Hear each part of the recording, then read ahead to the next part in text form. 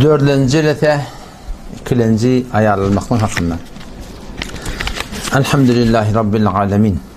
Ve salatu ve selamu ala seyyidina seyyidil enbiyayı vel mursalin ve ala alihi ve sahbihi ecmaîn.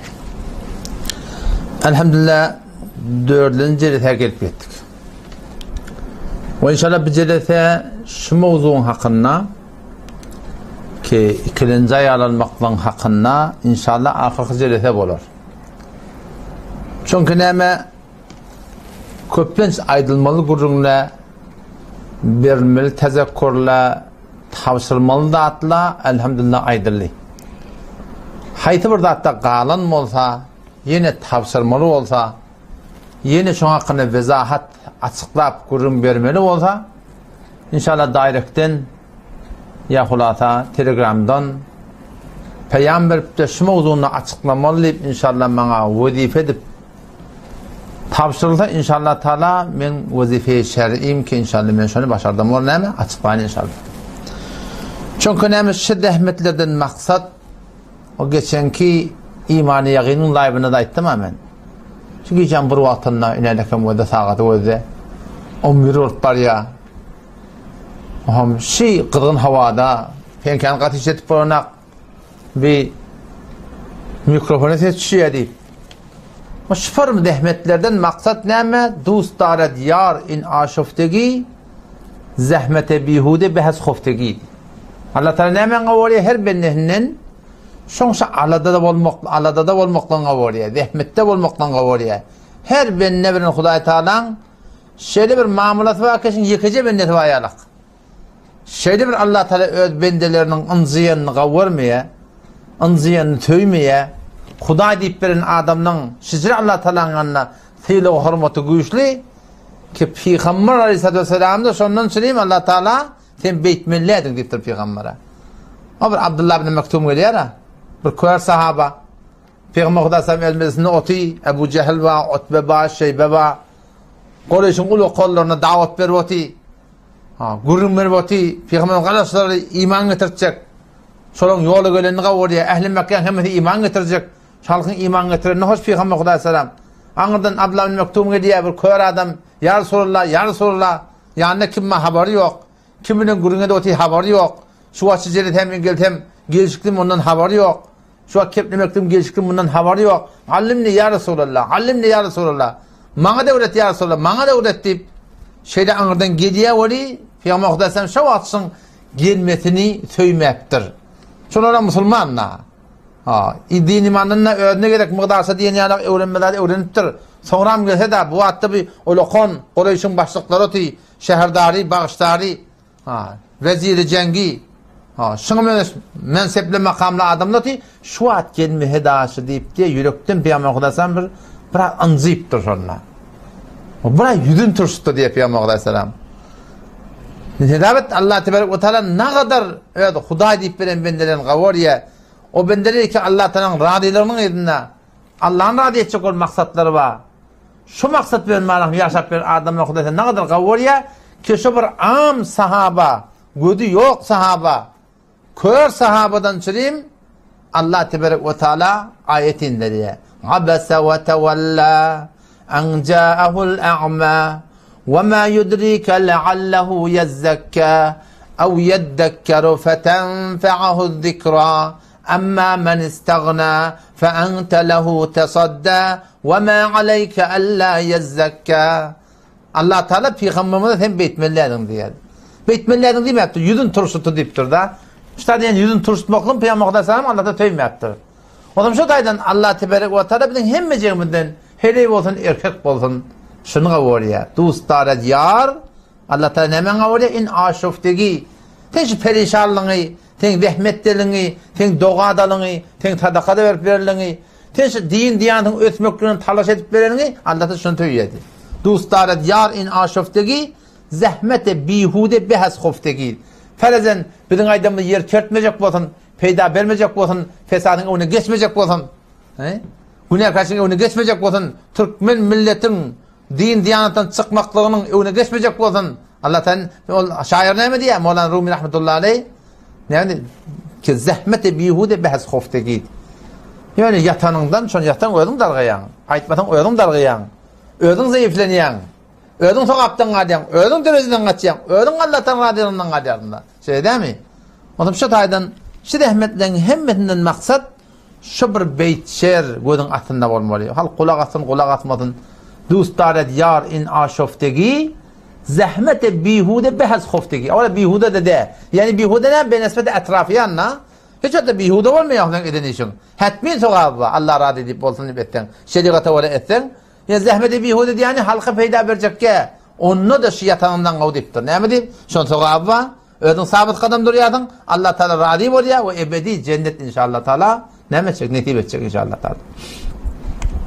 Otam şu taýdan manahim inşallah hemmejegimiz elden geleni etmeli. Şon biz haýgatdan burun gaýtjak boldy. Yani haçan öljeğini bildir yani.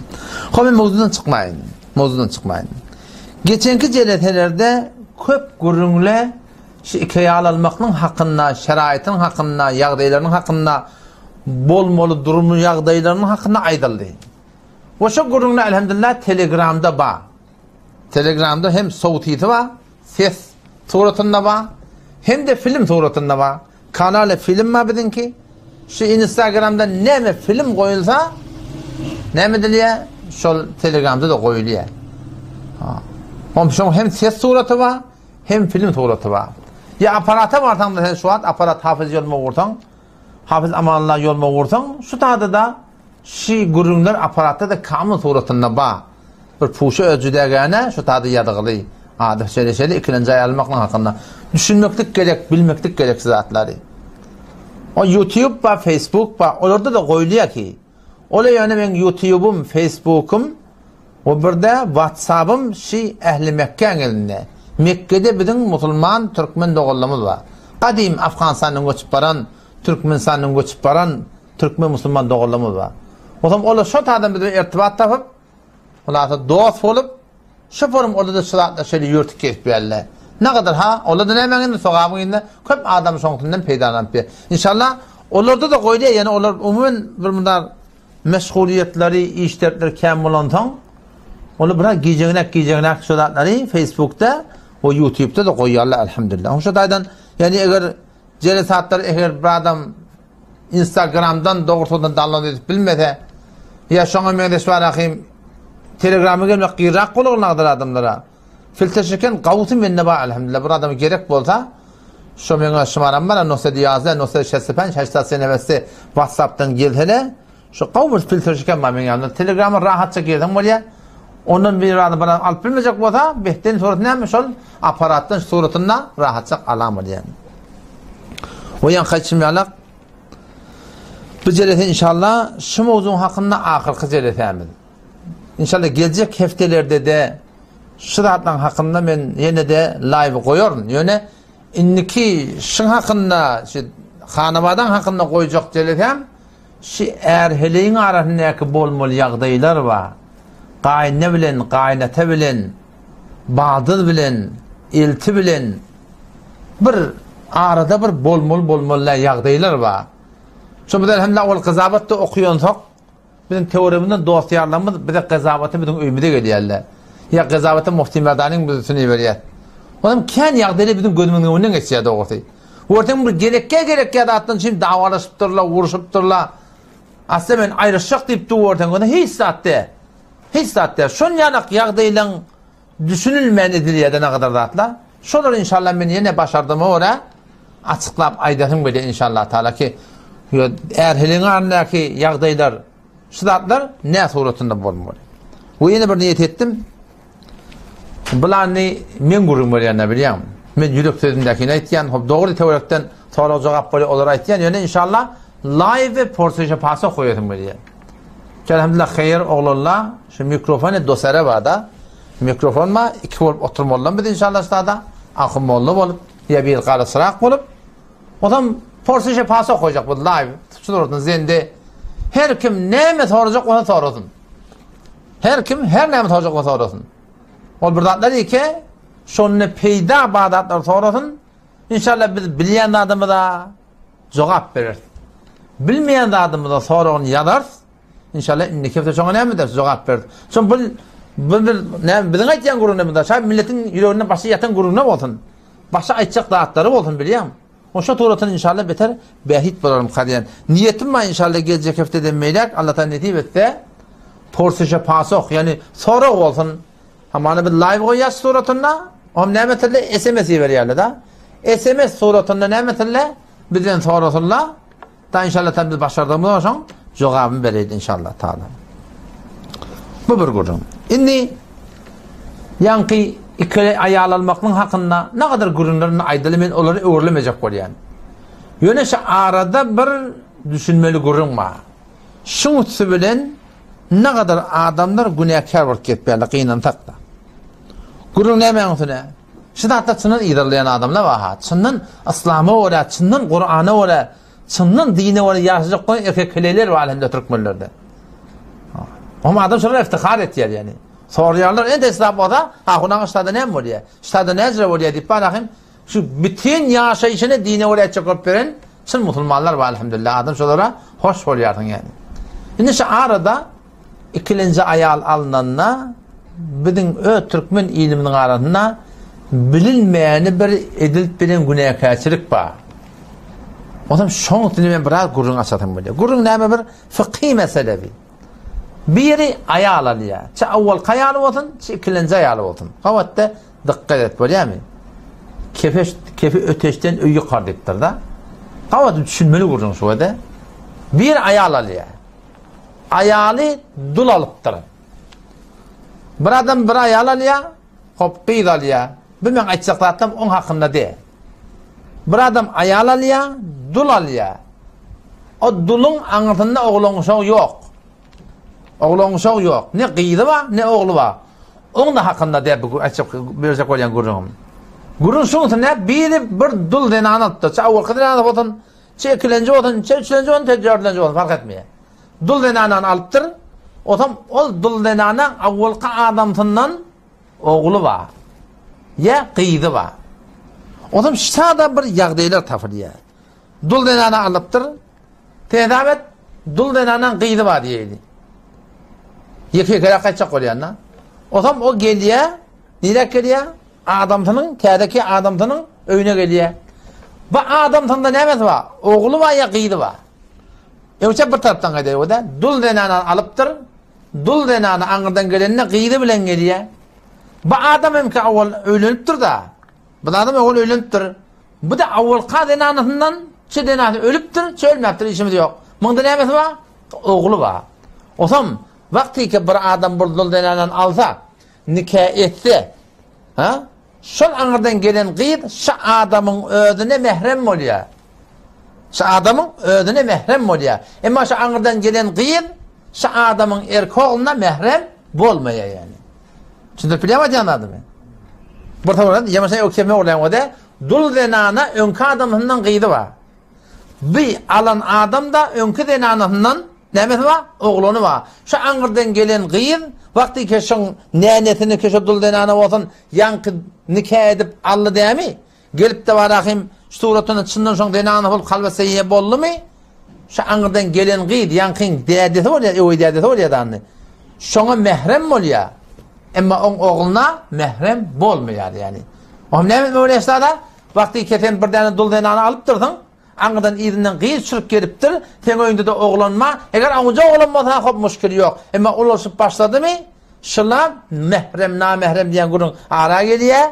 Şular eýin aýallyk onýar bilece ýaşamaklygy dogurca haramlat yani. Dogurca haramlat. Namehrem da. Namehrem diýen näme bolýar? Şul adamın ogly aňyrdan ýerine çykýan qyzy nikah edip alyp bilýär. Şunu bilemedi anladymy? Düşündürdün näme? Şunu bilim näme da? Aňyrdan gelen qyz ýere çykýapdyr. Dul denana. Bu da ogly bar. On näne tekinde mehrem bol. O qyz da aýanky alan adama mehrem bollahym. Emma şo qyz bu adam oglyna mehrem bolmaýar, namehrem bolýar. Mehrem namehrem ulaşanyny raýat etmeli. Eger ehyanandan nikah edip aljak bolsa, başarıya şul adamın ogly şu öwey nänesiniň qyzyny nikah edip almaklyga. Şundur bilinmi? Indi bunu beýle görýärdi. Beýle görýärdi. Aňyrdan dul denana oglan bilen gelipdir. Ogly bar. Bu taýdan Bu adam iki var nikah edip alıptır. Nemesi var? Kıydı var. Şimdi işte son oğlu bilensin kıydı mehrem oluyor mu? Mehrem olmuyor. Eğer ehyanın ulusu verse mehrem namehrem kurun rahat etmeli. Ondan sonra eğer gelecektir şimdi nikah edip alacak olsa şimdi başarıyor mu? Başarıyor yani. İşte o da tamam haberdar olmalı yani. Peki onda sözün kıyıtkatı yan kaydan grubundan bol.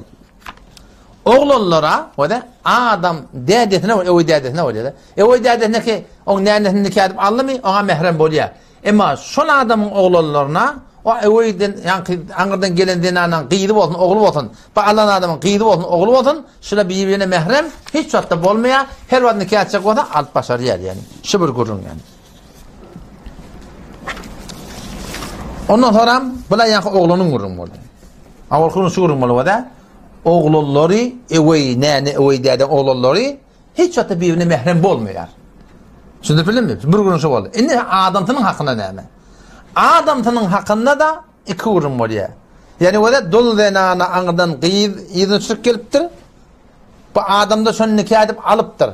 Nikah edenden sonra bir suratında şu kıyıd, şu oğlu adama mehrem oluyor. Bir suratında namehrem oluyor. Şu angadaki gelen kıyıdı da azıcık o da başarıyor. Ne suratında o da? Dikkat etmeler burada. Erkek adam öğlenecek oluyor. Bu dul denana barıptır. Dul denanan kıyıdı var. Yeten kıyıdı var. Yetip barayan kıyıdı var. O zaman nikah ediptir. Yankı nenesini. Yöne halvat seyhe değil diye. Şeriat işi olan dadı yok. Ya bir otokta sol hele bilen cemleşen dadı yok. Nikah olandan sonra iyi yanına ne mutlu talak bulaptır. Bir gurun piş gelip nistada bolan işi yok da. Son kıyıdını eğer ehyanen gelecekte alacak olan evet diye. Alıp başarıyor. Şimdi bilmedi anladın mı? Ya mesela dedim o da orla dedim o da. Bir erkek adam öğrenecek buraya. Bir dul denana alacak buraya. Dul denanan yanına kıydı var. Şol dul denanan nikah edenin iyi yanına halvat seyhi bulmaka. Bir otokta cemleşmeyeke şeriat işi bulmakaça bolunca bolmadın. Bir otokta üçtü boldu son. Ha. Şondan ma bulmaka nikahdan sonra bir kurun tabinden talak kıldır. Gelecekte şol dul denanan kıydını alacak kota başarıya. Ha onun nikah etti kim? Biliyor musun? Falan etti kim deyip sadık olmuyor. Şu tuğrutunu şu namehrem oluyor. Ama nikah ediptir. On gel halva seyhi boluptur. Bunu toğa bile giyiptirle. Ondan sonra ne oluyor? Şu giyip. Şu adamı ne oluyor? Mehrem oluyor. Dige hiç şu hatta barakım onu nikah edip barakım suratından alıp başarmıyor yani. Şimdi bilmem mi? Sure-i Nisa'da 23. ayetinde Allah Teala ayettir.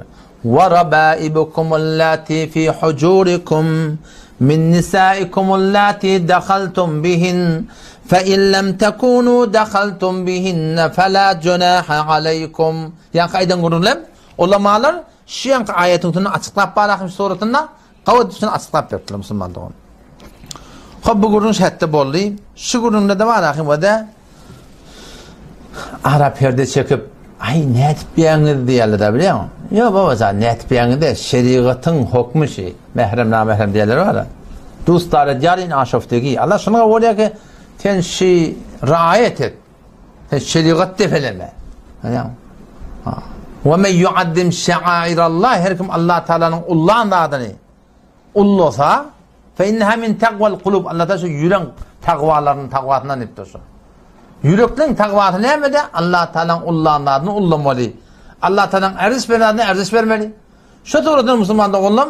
Eğer şeriat uğruna haytı bir tane koyuluptur, bir de koyulmadan süreyim. Bir de var akım şeriata uğravatak, dine uğravatak, diyanete uğravatak. Şın bereketine hem dünyamı da abat olacak, hem ahiretimi de abat olacak. Hatta o da ne? İkilenci ayarlaman hakkında da, ikilenci ayarlaman uğrunda. Eşşefeli Tanevi rahmetullahi demir şahsiyet kesiptir. Elhamdülillah bizim ulu kollumuz şey. Bizim arkamız, poştvani ilmimiz şu. Şu bu Türkmen ne? Bu Türkmen ne? Türkmenliğe dayanımda aklı ortaya. Ben Müslüman, Türkmen. Türkmençilikte haydi bir İslam'ı orada ortaya ben gördüm ötürme. Diyanetime kadar kalsa bana kavm metrehde. Çünkü ben peygamberim Arap. Ben Belal Habeşi'ye iftihar ettim biliyor musun? Ömer Faruk'u ben iftihar ettim. O da Arap olabiliyor. Selman Farsi ben iftihar ettim. Ha. Sahib-i Rumi'ye ben iftihar ettim. Çünkü ne mi diyeyim? Çünkü ben din imanım şöyle bilen bile. Dini manasını şolun bir de gelipdir, biliyor musun? Bir derdi Cafer vay, Atabay, Kürt, Beluç, bilen hiç sayısının Allah'tan erzisi yok. İtibar yok. İtibar imana. Bir de şu adaya sürgünümüzde bir çın hudaylıklı adam, Hanefi mezhebi bana tana payben adam, Beluçistan'dan motun bana karnı bir doğumdan bana kavuy. Diyanatından min doğumdan kavuy olsa. Pakistan'dan motun, Hindistan'dan motun, her yerden motun. Bir de asıl diyanatı bir diye. Şu iler dağda sıkıla görende, şu da diyanat derdine diyecek. Şu dünyada şöyle. Şu dünyada diyanat derdine diyecek. Adam Eşrefeli Tani rahmetli bir şahsiyeti ki, yani bir gadri kitap yarattır diye şey, bir gadri müngden eğretçilt kitap yarattır. Müngden eğretçilt fakat bir mevzu hakkında yazan kitabı, Mevlana Celaleddin Rumi rahmetullahi Mesnevi Manevi var. Şuna şerh yarattır. Ben Zahdan'ın kitaphanasına vurdum. 43 ciltta var. Şu yadan bana şerhi birçi kitaba. Ben elim şey tıkıyorum. Şeyle açtım elimi. Şu yerin yetenek kitaplarına 43 cilt var tane. Fakat birçi muzda yadan kitabı. Şu kadar kitap yaptır diye şokdayım ben ne diyeyim. O zaman İngiliz, Hindistan'ı basıp alan vakti, şu müstekmeleti vakti, şu Müslümanlığın hükümetini elinden çıkaran vakti İngiliz otak sayılır Hindistan'a. Şundan yankı İngilizceyle bir kitap projeye baranla orada niye yapana kitap tanevi. Niye yapana Eşrefeli Tanevi. Eşrefeli Tanevi yazılıyor. Ama ahir tanevi kompaniymiş deyiptir diye de. Hadi kitap yaptır diye. Ha, şu kompaniymiş o deyiptir diye de. Neymiş deyiptir? Yani bir adım deyiptir diye. Şu kadar kitap yaptı. O zaman şu bir kitabı var. Ziver Beheşt diye.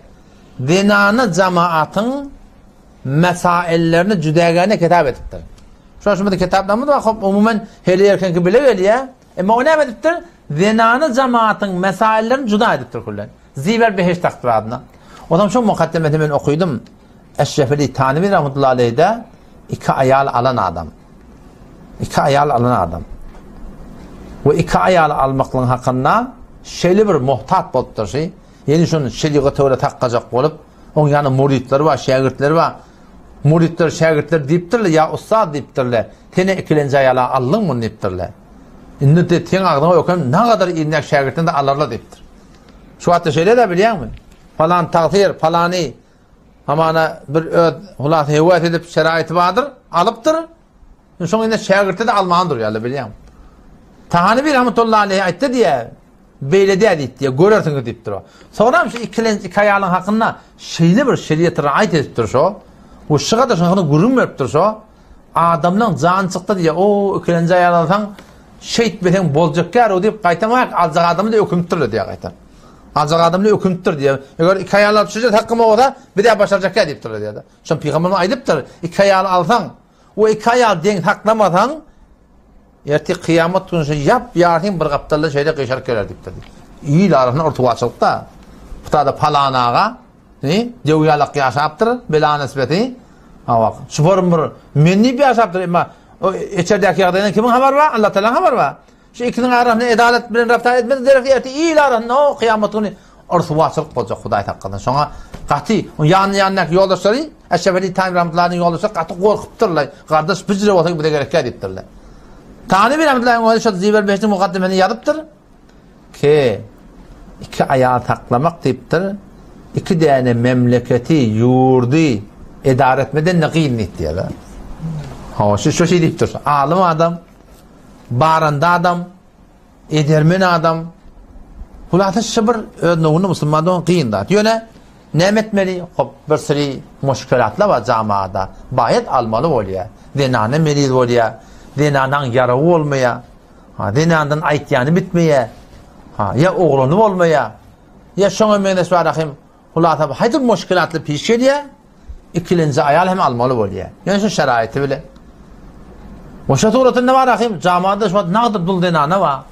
Dul qıydı, dul dinanı. Ne kadar oturun qıydı olurlar var. Şu ne olur müşkilat taşlar. Şu ne yapar hal olmalı? O da benim tavsiyem şey öyle. Bakın her kim başaracak bolsa. Mali taydan, cismi taydan, öy taydan, ilmi taydan, niyeti bütün taklap bize uluqan murtaqabı qalıqlı yani. Uluqan murtaqabı qalıqlı. Bir başboşun elinden tutup oğlancıklarını ödeyip yani neyme şöyle aydan görünüm da halkı ödeyecek bolup halka yürek ağı deyip kaytam bu öýünde yıkamallar, kıyamet öýünde yıkamallar yani. Yani bakın eğer şurada bir edibilse beter kavlar. Yani geçen cehada aytdım ha, eğer vagan yani etmeli bolsa hem de adam ba, niyetin halis, hemişeki yalacak. Almın da ba, ne yapan takıma orunu biliyorsun. Öýüň de aýra. Ha, ondan sonra malın da ba, canın da takım. Şundan hemmet bitin, hiç kemçilik yok. Şahı şemşat barahim aylap bilecekten yaşayışı. 2 olsun, 3 olsun fark edip batanak. Yönü onunla da her kimin hayrını Allah Teala oluyor. Ne etmeli? Maslahatlaşmalı. Alana adamla bilen. Maslahattan geçmeden ki bir hıyal bol. Ya maslahattan hakkında dost yarın ödünden tecrübekar adamlar maslahat verse ıslihara kıymalı. Her kimin hayrını Allah Teala oluyor. Yani o yanına da bana dost olanma rahim din ordu. Yani arada bir kızavat ettik.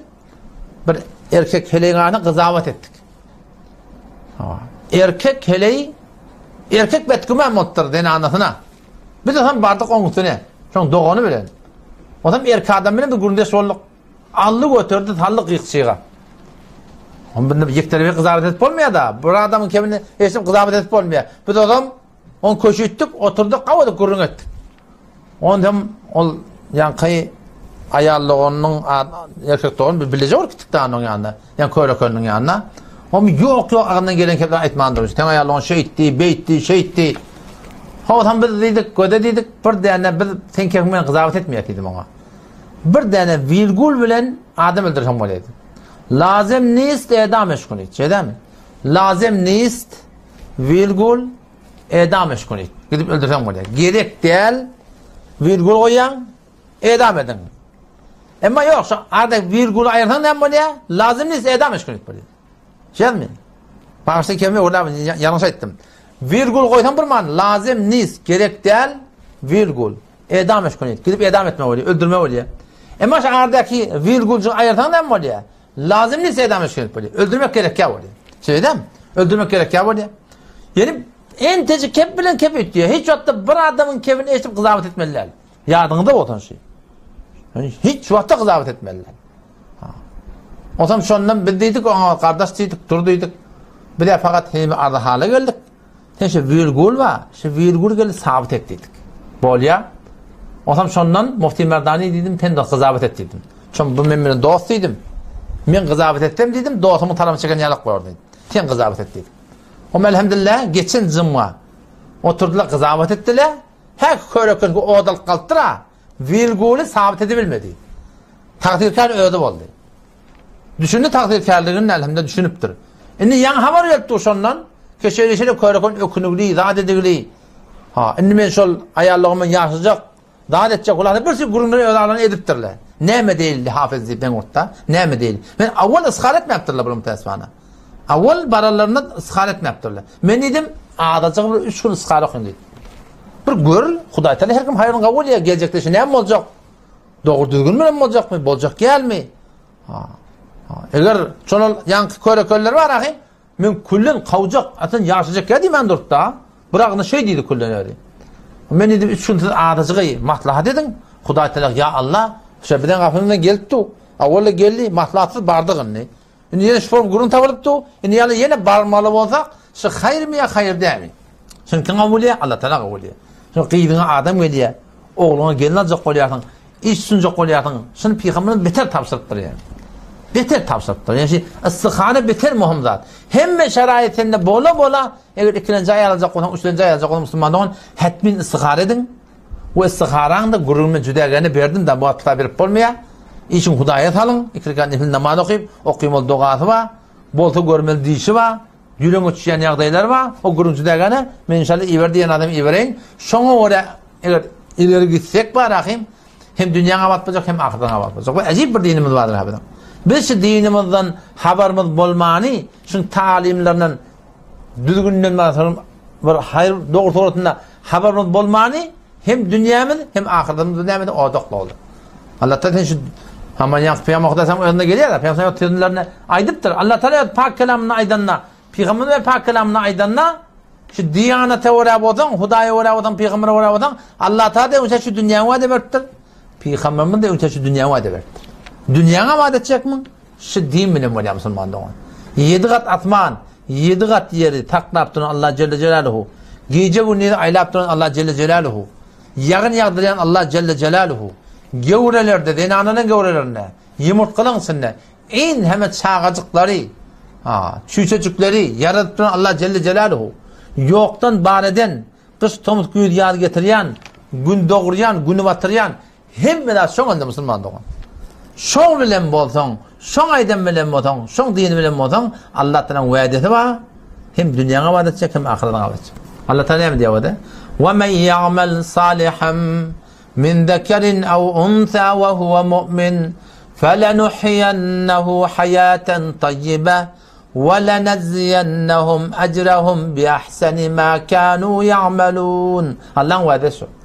Men amile saliha, her kim şeriata ve amel etse, min zekerin ev unsa, erkek bolsun hele bolsun Allah Teala fark edene, ve huve mu'min, senden huda deyip veren mota, şeriata ve bir adam, erkek hele fark etmeye, dine ve olacak deyip veren adamlar var.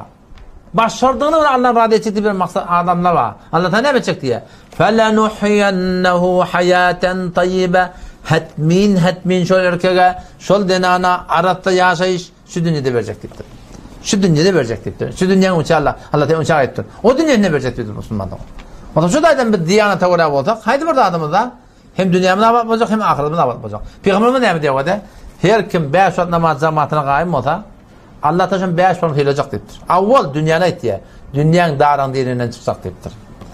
Ondan sonra hem kabra dağın kurunga diye, nameye amalın kurunga diye, hesap kitapsız var cennete girmek diye, kabr var şun gulsan bulmak diye. 5 namazda deyiptir Peygamberimiz 5 vakit namaz cemaata, şun avvakti naqcak mamla ne yapacak deyiptir?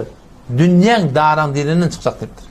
Şun bir adam ki adam Allahu Ekber diyenine mescide karşı gittiyen adam, o adam amalına Allah'ın Allah veren adam. Evet amalı var da amal biliyor musun? Sen buraya dayınma, sen odurun yok. Mirizde bir odur şer'in yok. Sen var gelip de sen storatında öyde namaz okuyordun, o namazda sokap yok. O namazda sokap yok.